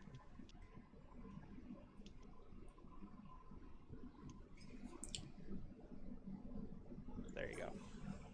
Okay, it's right there. Well, I can't really place this text to exact, but Hmm. it's nearby. And it's quite significant politically, in terms of political history. Mhm. It's like it basically used to be a formal gathering spot of the 10 guilds, but now it's more like a remembrance of that, and not really that itself. Okay. First district. There. Now my shitty map is immortalized for all time. Uh,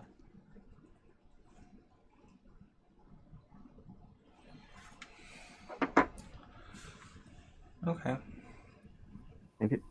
Yeah, I just wanted, now that we have a little bit of downtime, um, I wanted to make some potions or like antidotes, considering Sure. going to a poisoned area with my herbalism kit. Or I'm just gonna Sure. buy random ingredients Okay. that and just learn to make like antidotes or like Okay. tea or something to help with getting poisoned. All right. Sure. You can like you want to like just experiment with some plants, or do you want to? If there's like a herbalism store, maybe they could just like Sure. get me, or I could find like a mentor or something, or maybe I just, I don't know. I feel like I know a lot about nature already, being part of the Golgari. Oh, let me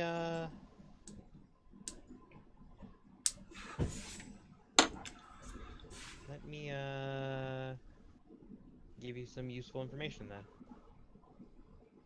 Um, I can't make any antidotes. I'm gonna start trying to make just a standard healing potion, if I could. I mean, probably I won't give you like straight up a healing potion, but Yeah, that's, let me just or like something that heals, like a solve or something. yeah. Um,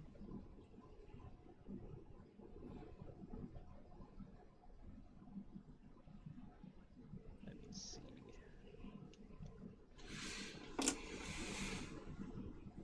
Yeah, and I have alchemist supplies if that would help at all. Ooh, neat. Um, And also on that same note, I do also have a poisoner's kit. If I could somehow, while I'm making antidote, maybe I could just like make it poison on the side using the same ingredients. But okay. if it's not doable, I don't care. I guess okay. You want to make two nature checks. One for the beneficial and one for the poison. Sure. First one.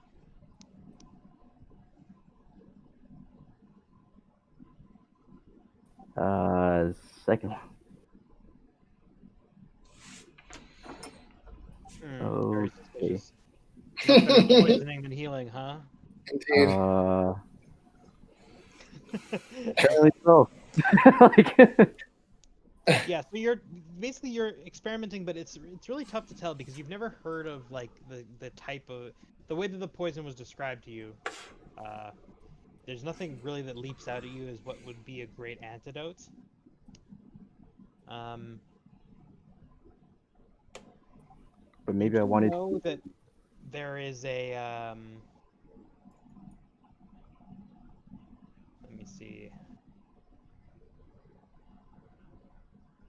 Other than like there's a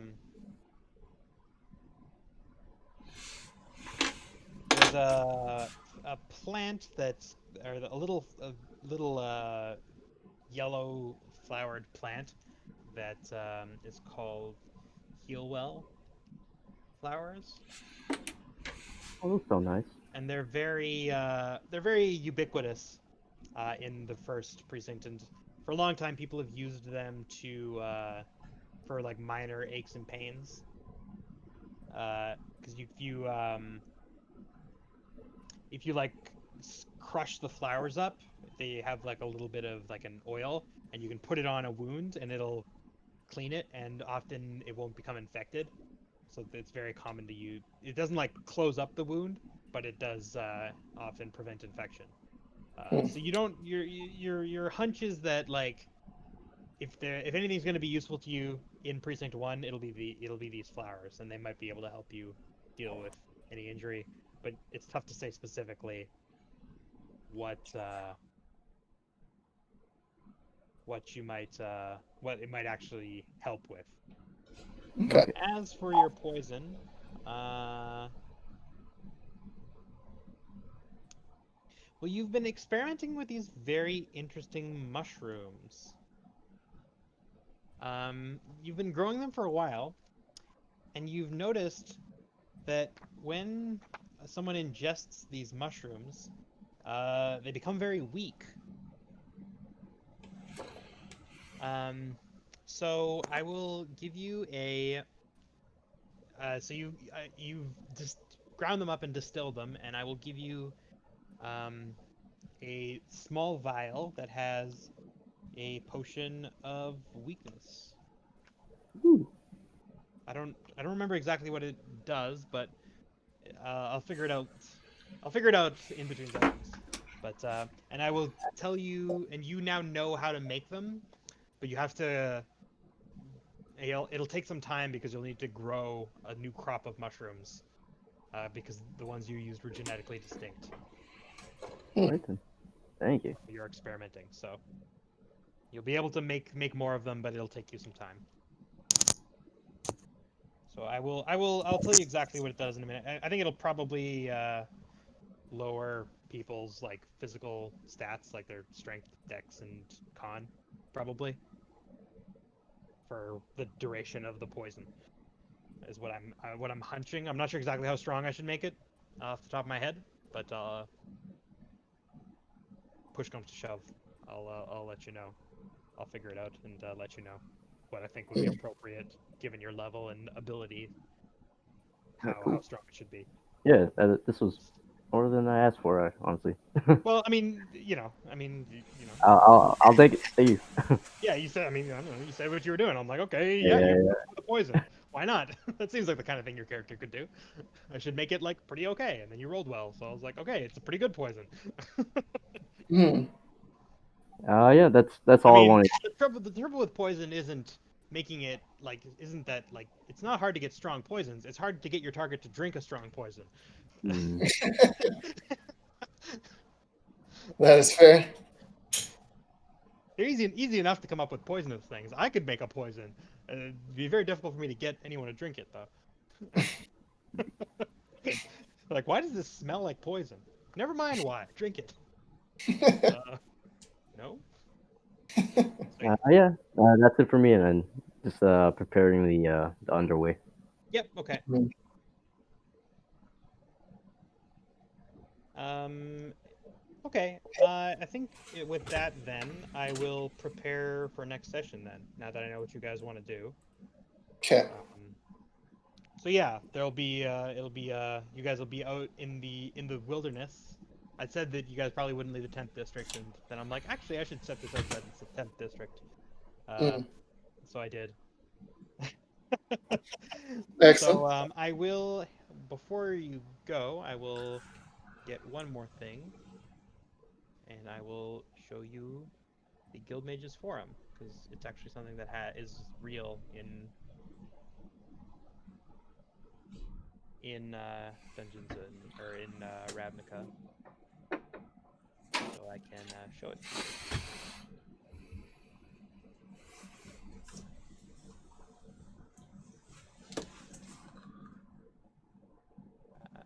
And what it looks like. And of course, the fact that it's a real thing and has a photo should not imply to you anything whatsoever. Certainly not that it will definitely be important, because it may not be. Where'd it go?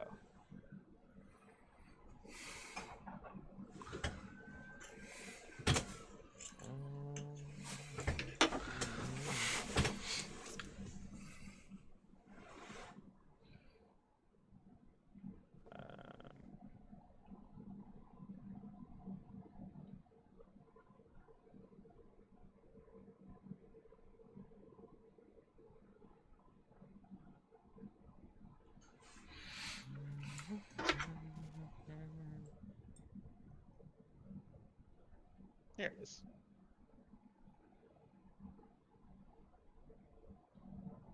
It's always nice when I can just slap down like a nice piece of art and show you of what a place looks like. Boop. But yeah, this is it. Oh, nice. Yeah. So you'll notice it's actually kind of like it's a little rundown. It's not actually in use anymore. And yeah, in the background you can see there's like a lot of verticality. That's all like Azorius stuff. In fact, like I mentioned, the 10th district is kind of on a hill, so you're actually looking up at the 10th district in this painting. You can kind of see it up there. You can't quite see New Prov. It would be kind of like off to the left side. It might not be in frame, but that's kind of generally where it would be. And then to the right side would be where Vitugazi would be. And again, I don't think you can see either of those things for a variety of reasons. One, they're very tall. Two, it's cloudy. Three, they might not even be canonically in the background of the shot anyway. Yeah. But my point is, this is close enough to the center of the city that it's genuinely concerning, although this area is no more than a memory in terms of its political importance. But it's got all the little guild sigils on it, so I thought it was cool. All right, well, that's that. And yeah, I decided going forward, I'm just gonna keep it a 4-player experience. But if somebody's absent, I was thinking I kind of wanted to play Paranoia. So Yeah. if somebody's not there, like if somebody can't make it, we can still just play that. If you guys are into that. If not, that's fine. But I was looking at it, I thought it might be fun because it's something that you can just do a single session of, and it's also like very flexible for people popping in and out. If it's going to be like a one shot or at least like a one type adventure, I think Sasha might want to give Paranoia a go. Yeah, I mean, if she's there, then by all means, I have no problem doing that. Okay. And like I said, it's really amenable to just popping in and out, so it's really good for, I think, that. It probably wouldn't be a one shot, but it's easy enough to bring new characters in because it's Paranoia, so I can be like, friend computer has cloned a new friend for you. They will assist you in this task. Aren't you all happy to meet your new friend? And everyone says, yes, friend computer. I am happy to meet my new friend. And that's all. And that's that. I love you, friend computer. Yes, of course. Friend computer loves you too. Now, please destroy this terrorist. With glee. So yeah, I'm thinking that might be like, what I'd focus on for doing. But we'll see. We can always do something else. But yeah, like I said, now that things are like really off and running in terms of this campaign, be helpful to Have the whole gang. have the whole gang here every time, because it's going to get really confusing otherwise. Yeah, no, that's fair. Heck do you play this game? Huh. Is it like? Is it kind of like Fiasco, or like how do you? No, Paranoia. it's kind of Also it's known like as it is a computer. real RPG, as in like you have stats, and you roll them to do things. But it is a little bit more like, I can't really describe what the gameplay loop is really like. Basically, you are in an underground facility run by the computer, who is like all powerful and all knowing, and basically sends you. Generally, in the game, you are what's called troubleshooters, which basically means there's problems, and the problems are all because of treason and terrorism. And it is your job as troubleshooters to root out treasonous activity and shoot terrorists with your laser guns. Okay. The computer will help you in this task because the computer wants nothing but the best for all of you. And yeah, I'm sure. basically in this game you are a clone, and the computer is clones people. Why? Well, because it needs to root out treason, of course. And everything that's going wrong, well, nothing goes wrong. Everything is perfect. But if anything were to go wrong, it would be because of treason and traitors. So you need to root out the treasonous traitors in the complex by any So means it's necessary. not a co-op game.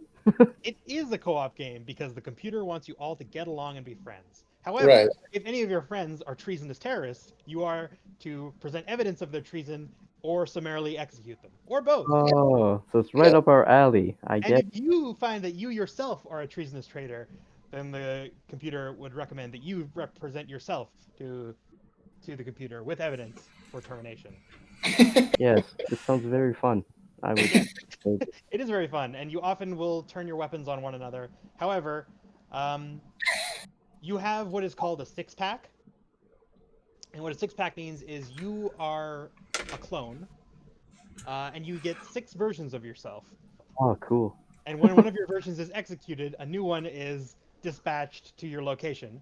And now, of course, you, the new clone, are not the same as the previous person, so you can't be held responsible for the actions of your previous traitorous clone. This game reminds. Do you ever play Fallout 3, where you're Yes, like that one mission where everybody's in that? Reminds me exactly like that. I'm pretty sure that that mission was probably heavily inspired by the game Paranoia. It's a very old Oh, game. It's literally okay. from the 80s. Yeah. But yeah, so Uh. and yeah, so and it is like more like a traditional RPG in a lot of ways. Like you'll be sent on a mission to go do a thing, and yeah, there's a lot of like double crossing and duplicitousness, and you're always trying to root out each other because you might be members like you might legitimately be doing treason, and it's also impossible not to be doing treason because the computer is like insane. Doesn't make sense. Also, didn't we play this before at your place, Sean? Except the six pack you mentioned was we all had to bring a pack of beer. That was true. Okay, Yep, so it that's is. true. So I've played It this. All might be right. like the literal version that you've played. I don't know. There's a lot of versions of this. So The one I played, the one I played was we drank, and I'm not sure how comfortable I feel drinking on a Sunday afternoon, like a whole well, you six don't pack. have to. You don't have to drink. That's an option. But it's not recommended in the rules or anything like that. So every time you died, you drank a can. Yeah, Oh, cool. I think it's a fun drinking game. It is a fun drinking game, and it kind of gets you in the mood because yeah, it is a very erratic game, and you don't need to really like hold on to yourself in terms of like characterization. Like you have Lol. 3 words to describe your character, and that's it. Mm. You get Yeah. like, oh, I am brave and smart and duplicitous, and those are your 3 character traits, and you just go with it. I like the Your description of this character's probably game. not going to last very long because nobody does. Yeah, this is a light-hearted death fest. Yeah, Yeah. exactly. What? Chances are your character will be killed almost every session, maybe multiple times if you're unlucky. And again, Excellent. you only get 6, so once you're all done, you can just roll up a new character and throw them into the grinder. So don't get too attached. It's more like just a, and yeah, basically the way the combat works, it's just like rounds. It's also fun because you guys compete with each other. It's like there's a bluffing game basically. Is there a And DM? yeah, I would be the DM. I play friend computer. Yeah. And so you can like Oh, ask friend friend computer. computer for like information, and he will help you by displaying an infographic in your eye, so you can't see anything but the thing that you have been asked to be shown. Or perhaps you are in pursuit of a traitor, and I will pixelate out the traitor, so you do not view any treasonous activity. I will help you in all sorts of interesting ways. Well, thank you, Frank Computer. You are very welcome, Tyler. We're playing it now. Are we Start. playing the We're, game Enjoy right a now? complimentary we're playing can it right now. No. enjoy a complimentary can of extra bouncy bubbly beverage. Thank you. So yeah, it's basically stuff like that, and yeah. So the combat system is really fun. You get like a deck of cards, and you get dealt a bunch of cards, and it's basically a bluffing game. Like the cards all have numbers on them, and I will count down from 10, 10, 9, 8, 7, 6, and when your number, the number on your card is called, you can say, "Oh, I will act now," but you can also just lie and not act in turn. So if you want to do something earlier, you can be like, "Oh no, my number is 7. I'm going to do something," and you Mm. can like call out. You can be like, "Ah, no, you're lying," and then you can, if you catch someone in a lie, you can take their turn basically and act instead of them. So it incentivizes you to like, but also the person who gets caught, they still get to act, but they have to act at the very last. And they so you actually get extra turns for your team if you successfully accuse each other of lying. So there's incentive to accuse each other of lying because you get to take more actions. And to lie. Okay. Yeah, so it's quite fun and it's a little boisterous, but it's all in good fun and there's no real like there's not a lot of consequences for death because you got 6 lives, you know. What's the standard like game time for this? It's usually the sessions are like shorter, but they can go because like you don't want them to go too long because you know people tend to die, uh, and you don't really want people dying over and over. Um, Yeah. but they can be as shorter as long as you want them to be. Like there's not like a health system per se. There's just like injuries, uh, and as your injuries accumulate, you die basically. I don't know. It's a pretty straightforward system, like in terms of like understanding it. And one of the fun things about character creation is that you don't make your character yourself. You make your character in negotiation with everybody else. So other people also decide what to make your character. Mm. So it's actually kind of nice because like if you want, like this is a lot of work, but at the beginning of each session you can make a new character because then you know the person on your left and on your right has like played an active part in making your character worse, and so you have like a reason to like resent them and go after them for their treasonous traitorous behavior. Hmm. Yeah, exactly. So basically, you'll say, "Ooh, I want to have, I want to be good at shooting," and then the person on your left will be like, "Okay, you're very good at shooting, but you're very bad you're very bad at knowing where you are. You never know where you are." Oh, Nova's getting into mischief. Yeah. So each time you choose something positive, the person to your right chooses something negative Weird. for you. So anyway, I've been playing around with it, and I think it seems pretty fun. So if there's 3 of us, that might be what I would do for a session, but who knows? Okay. Interesting. But it is like just like I said, it is just like a pretty traditional RPG in that you have like you just have to roll your stats. Like you say, oh, I want to do a thing. I want to try and rewire this cleaning robot so that it explodes. I'm like, okay, so you have like your science plus your bot knowledge, and you add them together and roll that many dice. And Hmm. it's a number, and it's a success dice, which is if you get a 5 or a 6, it's a succeed, and then I measure it against a number of successes needed. Like cleaning bots aren't supposed to explode, so this is quite difficult. So you need 3 successes or whatever. and there's a special die that you roll every time you roll the dice. You roll a special die called the computer die, and if you roll a 6 on the computer die, the computer helpfully jumps in to help you. Okay.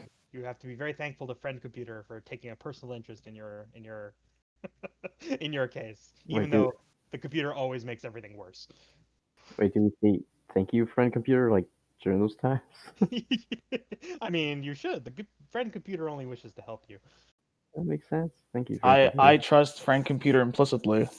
as you should, as friend computer only ever has your best interest in mind.